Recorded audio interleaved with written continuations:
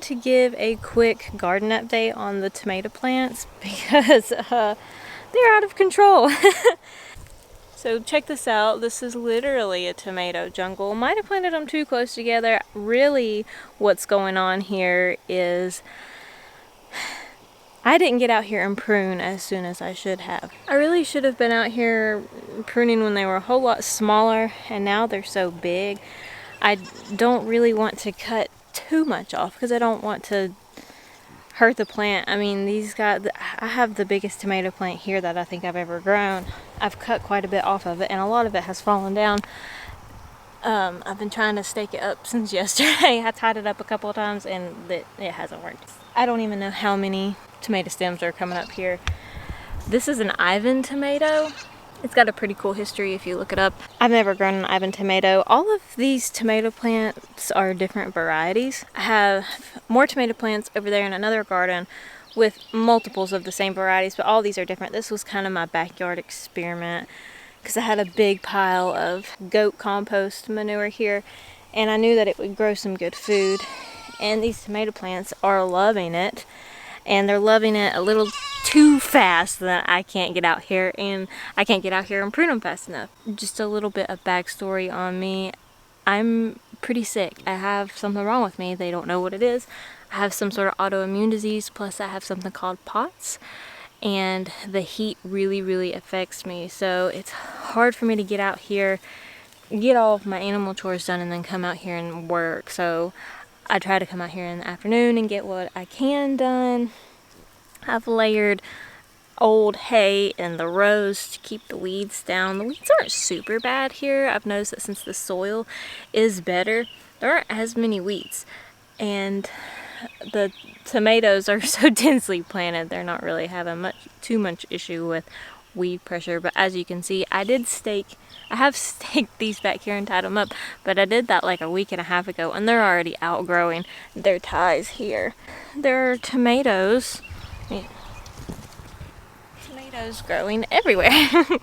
Just good. This is Crunchy. She loves garden season. She's out here with me all the time. I have some baby goats that I separated from their mom and they are just screaming. They've screamed for a week. They're not screaming as bad as they have been, but they're little bucks and they have to be separated from mom for obvious reasons. But I have other crops interplanted here. Obviously got some marigolds. That's a really good companion plant. But I experimented with some cooler, shady veggies. So I haven't weeded this row too much, but I've got some Swiss chard growing here and some kale. I've got some Siberian dwarf kale over here that's doing really well. It's actually doing too well because it's kind of shading out my tomato plants. Not shading out, but maybe competing just slightly. But this kale it's delicious. I've been coming out here and just having a snack while I've been gardening. And then giving some to the goats because they see me munching on stuff and they want it too. Spinach, which is starting to bolt, but it was slower to bolt since it was planted underneath here. And some really pretty butter crunch lettuce. See this? I staked this up earlier in the week and looks like it slid down the pole. So I need to get another tie, start tying it up. I feel like these tomato plants are going to quickly outgrow these stakes. But what can you do? It was the only option that I had as far as getting the tomatoes staked up. So when I come out here and work, it is a bit of a tight crunch, and I'm really in here close and personal with the tomato plant, which is fine. I do run into some spider webs. All in all, I'm not complaining because the tomato plants are amazing. So far I don't see any disease setting up. Oh, here's some beets that I have, and they're doing really well.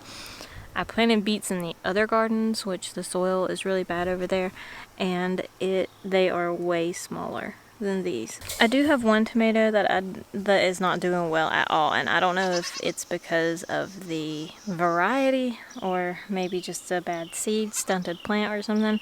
It's the Ukrainian purple, and I need to I need to write down what these are because they're fading. I need to put it in like a journal or my phone or something so that I know what is what. But it's tiny. And it's not that it's being shaded out. I mean, it is at this point, yeah, but it just, I planted at the same time as I planted all the others, and it's just not doing well at all. So I'm gonna do some weeding and some pruning and staking this afternoon. See what I can accomplish. It's okay if you get behind on your garden. It happens to everybody. And I wouldn't say that I'm necessarily behind.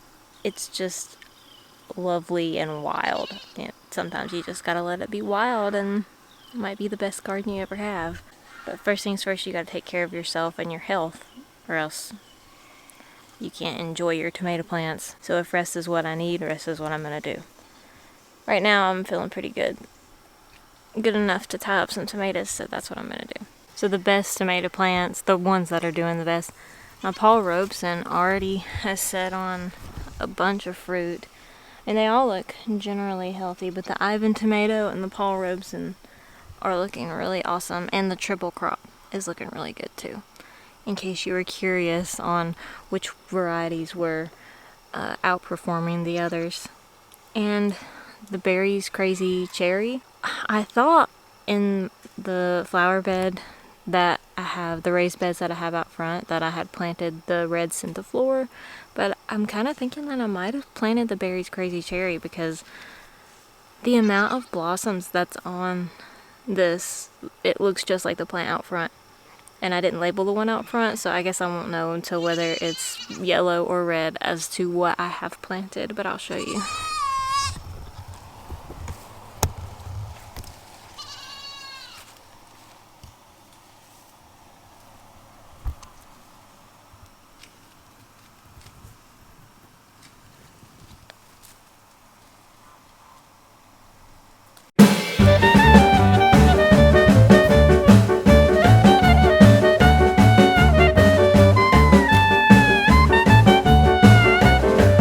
This is not the way I would normally tie up a tomato plant. I would usually have 1 liter and train it to, from very small to go up whatever trellis I'm using, but we're just going with it this year. We're gonna let them go crazy and try to support them in any way we can, because all of these suckers are covered in tomatoes. I'm just gonna let nature do its thing, because wild can be beautiful sometimes. And I'm going to lop off the bottom branches, like I said, try to clean it up and get it a little bit of better airflow. Doing this where they've fallen over, sometimes the branches break as you're pulling them up. Tomatoes fall off. That's fine. Chop it off. But try not to do what I did and pull it. You can see that. It damaged the whole stalk. That introduces diseases and other pests. Always use your pruners. It was broke, so I kind of thought it would come off. No, it did not. It just ripped right up the stem. Don't do what I did. Use your pruners. Don't get too excited. But sometimes it's difficult whenever it's overwhelmingly overgrown. But it's beautiful, so we're gonna go with it this year. Stay with me on this journey. Be patient. All of these are different varieties. We're going to do comparison taste tests if they make it all the way through, see what lasts the longest, see what does the best. Might not necessarily be the variety, might be my growing method. And that's the update. I'll take you over here to the other garden so you can see how the other tomato plants are doing. These are definitely outperforming as far as size goes. The other ones, they still look good, but they don't look like this. But that obviously has to do with the soil, because this was nothing but composted manure, and all we did over there was break ground. We didn't amend the soil at all, so I'll show you what it looks like. The tomatoes here in the front row are pretty big. They were planted weeks before any of the other ones. This front row was planted way before the ones in the back and way before the ones over there, so I would say they're the same size as mine over there, but mine were planted later. These do have bigger fruit on them. That one's split. And here is another one of those. I think that this one might be a red centiflora. It has a ton of blossoms on it. too, but the fruit doesn't look oblong like the Berry's Crazy Cherry. But I don't know. I don't know because we wrote on like little wooden tags and other various tags that have faded. But these haven't been, these here haven't been touched at all. The last couple years I've done a pretty good job at like keeping things pruned, and this might be a year where we experiment with minimal pruning. I'm still trying to cut the lower branches so that we don't have so much humidity, so that we can have some airflow through the plants. But as far as suckering them, some of the suckers are so big, they're like whole other plants covered in flowers, and I just can't bring myself to cut them off. There's always an argument as to whether you should prune your tomatoes or not. This might be a year where I experiment with that. Some are hard pruned, some are not. We'll see which ones do better. You're going to get more fruit off of a plant that hasn't been pruned, but it's going to be smaller, probably unhealthier. The plant's not going to last as long. If you prune, you're going to still get a lot of tomatoes, but they're going to be healthier, bigger, and in general, if you have a healthier plant, you're going to have more fruit anyway. We'll see how these do, but they are huge. I'll take you over here to show you the peppers. I wasn't planning on showing all the gardens today because they are pretty weedy.